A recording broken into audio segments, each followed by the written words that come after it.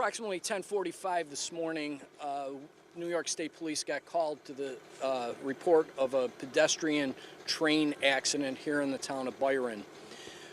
Our troopers responded to the scene and found David Swinton. He was 60 years of age, deceased. Our preliminary investigation indicates that Mr. Swinton may have been up on the tracks. He's an avid hunter, may have been up there trying to photograph some deer.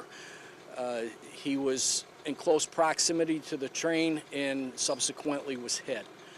At this point, the investigation's being handled by the New York State Police with the CSX Police, assistance from the Genesee County Sheriff's Office, and much needed assistance from the South Byron Volunteer Fire Department. At this time, we don't have any indication that the train was being operated improperly or outside of the regulations of the train company.